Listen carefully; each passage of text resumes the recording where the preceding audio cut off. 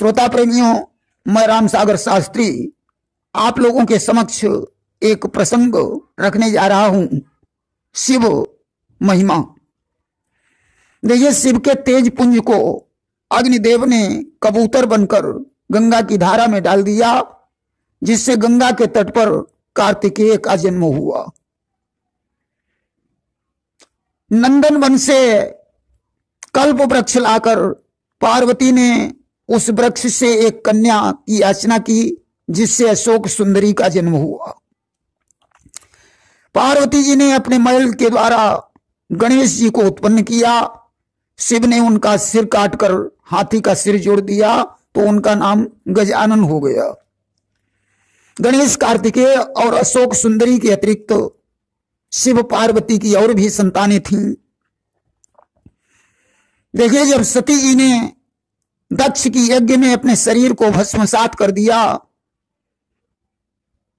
तो विदित होने पर शिव ने क्रोधातुर होकर अपनी एक जटा उखाड़कर जमीन पर पटक दी, जिससे वीरभद्र की उत्पत्ति हुई, जिनका विवाह भद्रकाली के साथ हुआ, जिनसे पौनभद्र, ब्रह्मभद्र, जगभद्र, सुरभद्र, दधिभद्र, भीमभद्र आदि 6 पुत्र उत्पन्न हुए। मंगलवार के दिन वीरभद्र की पूजा होती है।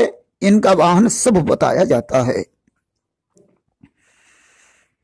देखिए, ब्रह्मा विष्णु के झगड़े को शांत करने के लिए शिव ने विशाल ज्योतिर्मय शिवलिंग प्रकट किया। ब्रह्मा विष्णु उसका छोर नहीं ढूंढ पाए। ब्रह्मा ने झूठ कहा, मुझे छोर मिल गया। उस समय शिव ने दाहिने पैर के अंगूठे का नाखून तोड़कर पृथ्वी पर पटक दिया, जिससे काल भैरव की उत्पत्ति हुई, जिनकी संख्या 52 बताई गई है। भैरव की पत्नी का नाम भैरवी है तथा इनकी सवारी कुत्ता है।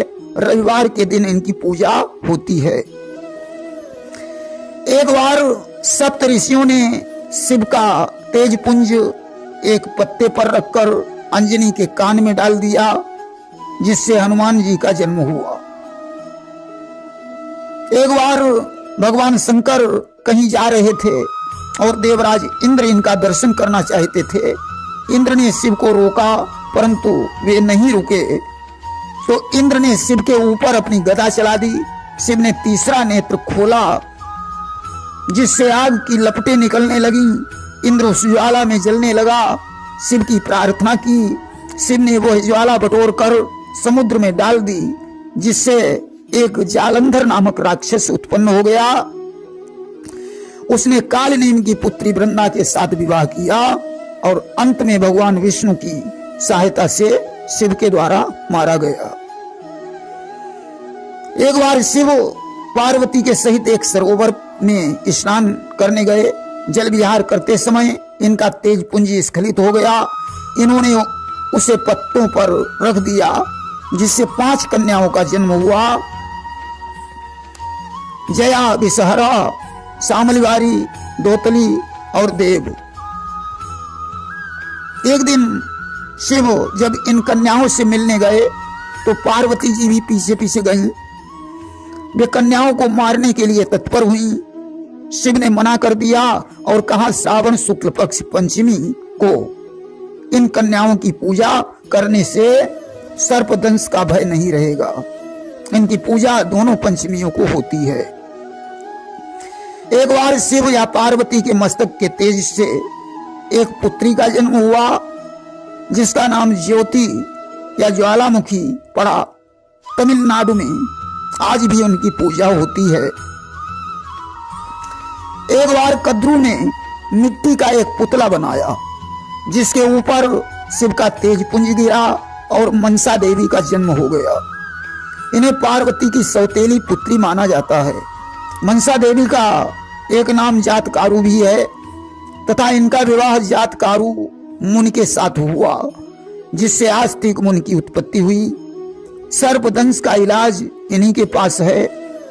बंगाल में डाल या घट अथवा सर्प मूर्ति से कई जगह इनकी पूजा आज भी होती है।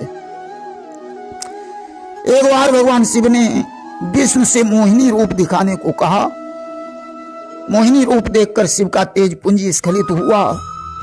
इनके तेज पुंज को पारद कहा गया है और उस तेज पुंज से एक सस्तभ नामक पुत्र का जन्म हुआ दक्षिण भारत के सबरीमाला मंदिर में, जिसकी अयप्पा नाम से आज भी पूजा होती है। एक बार भगवान शिव ने कठोर तपस्या की, जिससे इनके शरीर से एक पसीने की बूंद जमीन पर गिरी। पृथ्वी ने गर्भ धारण किया और भूमिपुत्र भौमासुर का जन्म हुआ, जिसका वध भगवान कृष्ण के हाथों से हुआ था। एक बार भगवान शंकर बैठे हुए थे, पार्वती जी ने पीछे से अपने हाथों द्वारा शिव की दोनों आंखें बंद कर दी। तब शिव ने तीसरा नेत्र खोला। उस नेत्र ज्वाल से पार्वती को पसीना आ गया। उस पसीने की बूंद से एक बालक पैदा हो गया, उसका नाम अंधकासुर हुआ। राक्षस वंश में एक बार एक लावारिस पुत्र प्राप्त हुआ, जिसकी माता उसे छोड़कर चली गई थी। शिव पार्वती ने उस बच्चे को लाकर पालन पोषण किया, उसका नाम सुकेश रख दिया। पार्वती ने राक्षस के बच्चों के लिए एक वरदान दे दिया कि जो भी बच्चा पैदा होगा वह तुरंत चलने फिरने लगेगा। सुकेश जब बड़ा हुआ तो उसने गंधर्व कन्या देववती के साथ विवाह किया, जिससे 3 पुत्र पैदा हुए, माल्यवान, माली और सुमाली। माली विष्णु के हाथों से मारा गया। माल्यवान रावण का मंत्री बना और सुमाली की पुत्री कैकसी ही रावण की माता थी। एक बार शिव ने भस्म से भस्मासुर को उत्पन्न किया और उसे भस्म लाने का काम सौंप दिया। एक दिन तीनों लोकों में उसे भस्म नहीं मिली, तो उसने आग जलते हुए दूर से देखा कि आग जल रही है। वहां पहुंचा तो वहां कुछ असुर आग जला रहे थे। उसने असुरों से पूछा कि भस्म कहां मिलेगी। असुरों ने कहा, तुम शिव से भस्म होने का वरदान मांग लो और मेरे सेनापति बन जाओ। जब शिव ने इसे भस्म होने का वरदान दे दिया तो ये असुरों को भस्म करने के लिए दौड़ा। असुर भागने लगे तो एक असुर बोला, हम तुम एक जाति के हो, ऐसा करो ऋषि मुनियों को भस्म करो, क्योंकि वे हम लोगों के शत्रु हैं। बात समझ में आ गई। इसने देवर्षि नारद को देखा, उनके पीछे पड़ गया। नारद भागने लगे। उन्होंने कहा, भस्मासुर, असुरों को भस्म करो, वे मोटे ताजे होते हैं, ज्यादा भस्म प्राप्त होगी। नारद तो अंतर्ध्यान हो गए। अब ये भगवान शंकर के पास लौटा। पार्वती को देखकर इसका विचार बदल गया। इसने सोचा, क्यों न शिव को भस्म कर दिया जाए, जो पार्वती मुझे प्राप्त हो जाए। आज ये भगवान शंकर पर हाथ रखने के लिए उनके पीछे लग लिया। भगवान शंकर भागने लगे। भागते भागते परेशान हो गए। अंततो गत्वा उन्होंने भगवान विष्णु का ध्यान किया और कहा, विष्णु मेरी रक्षा करो। तो शिव की सुनी पुकार तो सुखधाम आ गए, सुखधाम आ गए। गौरा का रूप धर के वो भगवान आ गए, भगवान आ गए। आज शिव की पुकार पर भगवान विष्णु ने गौरा का रूप बनाया और प्रकट हो गए। कहा, ठहरो असुराज, मैं तुम्हारे ही साथ विवाह करना चाहती हूँ। ऐसा करो, अपने सर पर हाथ रखकर भस्म भस्म करके मुझे नृत्य दिखाओ, मैं विवाह कर लूंगी। आज इसने वैसा ही किया। एक हाथ सर पर रखा और दूसरा कमर पर नाचने लगा। कहा गया, कामा तुराणाम न भयम न लज्जा, कामी को भय और लज्जा नहीं होता। ज्यों ही इसने भस्म कहा, हुआ क्या कि ज्यों ही कहा है भस्म, त्यों ही भस्म हो गया, भस्म हो गया। भस्माकवा किया यहीं से खत्म हो गया, खत्म हो गया। ज्यों ही भस्म कहा त्यों ही भस्म हो गया। शिव ने विष्णु से कहा, प्रभु ये तो बताओ कि कैसे जलाया, यह बताना पड़ेगा और वही रूप धर कर दिखाना पड़ेगा, क्योंकि अभी हमने जी भर के देखा नहीं है, अभी हमने जी भर के देखा नहीं है। यही है तमन्ना, यही आरज़ू है, अभी हमने जी भर के देखा नहीं है, अभी हमने जी भर के देखा नहीं है। सजनों, एक बार पार्वती के बच्चे दूध पीने के लिए रो रहे थे। शंकर जी पास में बैठे थे। माता ने कमल पुष्प पर शिव को उठाकर निगल लिया, बच्चों को दूध पिलाया, बाद में शिव को प्रकट कर दिया। इसलिए इनका एक नाम धूमावती पड़ गया और शिव का नाम धूमवान हो गया। दतिया में एक मंदिर है जहां वैधव्य रूप में इनकी पूजा होती है। केवल पुरुष ही दर्शन करने के लिए जाते हैं। देखिए, कुल 11 शक्तियां हैं। महाकाल की पत्नी महाकाली, तारा की पत्नी तारा देवी, बाल भुवनेश की पत्नी भुवनेश्वरी, षोडश की पत्नी षोडशी, श्री विद्येश की पत्नी विद्येश्वरी, भैरव की पत्नी भैरवी, छिन्न मस्तक की पत्नी छिन्नमस्ता, धूमवान की पत्नी धूमावती, बगुलामुखी मुख की पत्नी बगुलामुखी, मातंग की पत्नी मातंगी और कमल की पत्नी कमला। ये 11 शक्तियां हैं। देखिए, तारकासुर का हनन कार्तिकेय के द्वारा हुआ। तारकासुर के 3 पुत्र थे, तारकाक्ष, कमलाक्ष और विद्युतमाली। उन्होंने ब्रह्मा की तपस्या की और अमर होने का वरदान मांगा। ब्रह्मा ने कहा, मरने के लिए एक वरदान और मांगना पड़ेगा। तो उन्होंने कहा कि आप मेरे लिए 3 पुर बनवाएं, जो देव एक बाण से तीनों पुरों को नष्ट कर देगा, वही मुझे मारेगा। विश्वकर्मा के द्वारा सोना, चांदी और लोहे के 3 पुर बनवाए और उन पर बैठकर ये परिक्रमा करने लगे, भ्रमण करने लगे। अब तो इन्होंने तीनों लोकों पर अधिकार कर लिया। देवता शिव की शरण में गए। विश्वकर्मा ने दिव्य रथ, चंद्र सूर्य ने पहिए, लोकपाल ने घोड़े, हिमालय ने धनुष, शेष ने प्रत्यंचा, विष्णु ने बाण, अग्नि ने फर प्रदान किया और त्रिपुर एक सीध में आए तो शिव ने इनका नाश कर दिया। और त्रिपुर नाश जब कियो पुरारी, और ताते नाम पढ़ो त्रिपुरारी।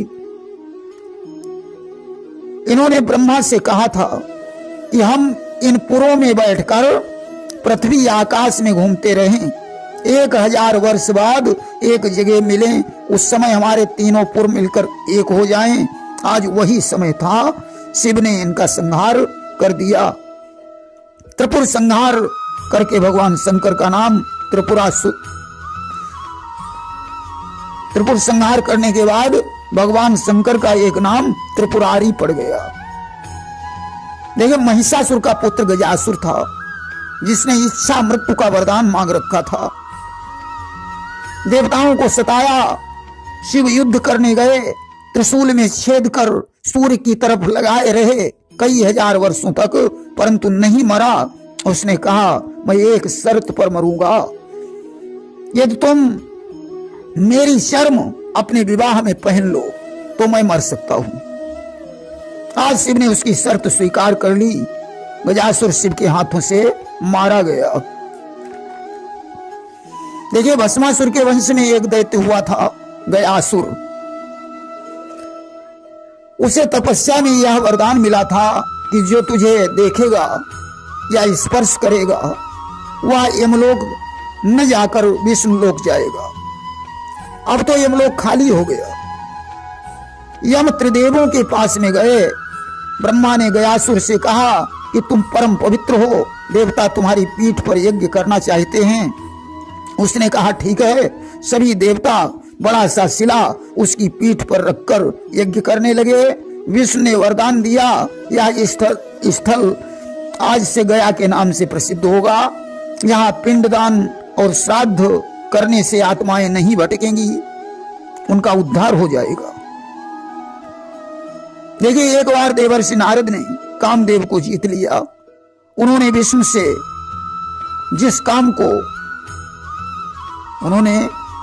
से कहा कि जिस काम को शिव नहीं कर पाए वह मैंने करके दिखाया। शिव की निंदा सुनकर विष्णु जी रोए, बोले निंदा करना और सुनना दोनों पाप हैं। तुमने निंदा की और मैंने सुनी, इसलिए दोनों के पशु का सिर लगेगा। भगवान को घोड़े का सिर लगा, भगवान हयग्रीव बने और नारद बंदर बने।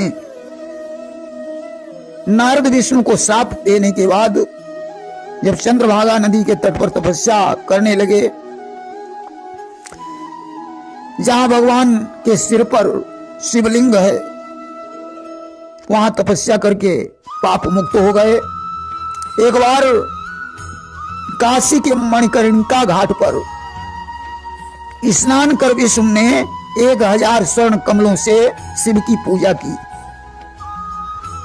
परीक्षा लेने के लिए शिव ने एक फूल गायब कर दिया। भगवान विष्णु ने ढूंढा, जब नहीं मिला तो विचार करने लगे कि लोग मुझे कमल नयन पुंडरीकाक्ष कहते हैं, मेरी आंखें कमल के समान हैं, इसलिए एक आंख चढ़ाए देता हूं। आंख चढ़ाने को विष्णु ज्यों ही तत्पर हुए त्यों ही शिव प्रकट हो गए। बोले आज से कार्तिक शुक्ल चतुर्दशी वैकुंठ चतुर्दशी के नाम से प्रसिद्ध होगी। इसमें पूजा करने वाले को मेरा सानिध्य प्राप्त होगा। शिव ने विष्णु को चक्र प्रदान किया और कहा, इससे राक्षसों का संहार करो, कोई अस्त्र इसके आगे काम नहीं कर पाएगा। चक्र प्रदान करके शिव अंतर्ध्यान हो गए। प्रेम से बोलिए शंकर भगवान की जय।